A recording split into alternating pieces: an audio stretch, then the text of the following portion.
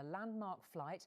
A government minister and an airline boss, but no paying passengers, touched down in New York in a transatlantic flight from Heathrow on board a plane powered by sustainable fuel.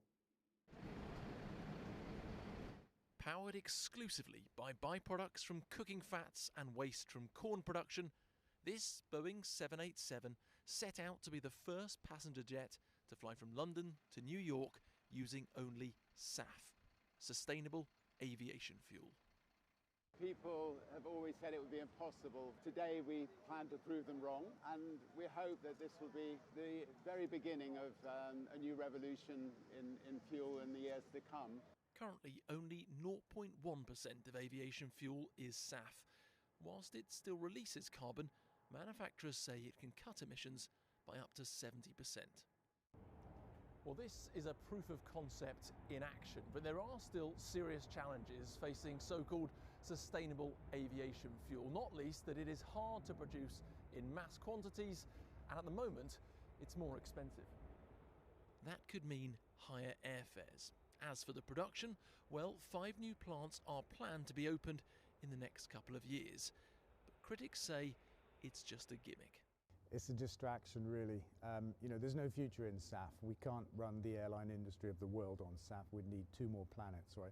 Just to fly domestically in Britain on SAF, we'd have to take all of our farmland to grow the fuel. Environmental investor Dale Vince is backing hydrogen instead. Zero Avia is hoping to have a commercial plane flying by 2025, initially with a range of up to 300 miles. You store hydrogen as energy carrier on board the aircraft, then you move it to the fuel cell system that converts it to electricity, and the rest of the propulsion is really electric propulsion, right? So you have zero emission, and the only source of noise from this aircraft is from the propeller itself. The trouble is, because hydrogen takes up twice as much space as kerosene, making it scalable to bigger planes and longer journeys could take decades. Environmentalists say whilst we wait, the greenest option remains to limit flying where possible.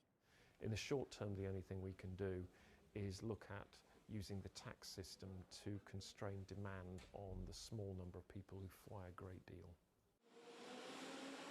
SAF may not be a ticket to guilt-free flying, but developers say it's an important leg on our journey to net zero aviation by 2050. Martin Stew, News at 10.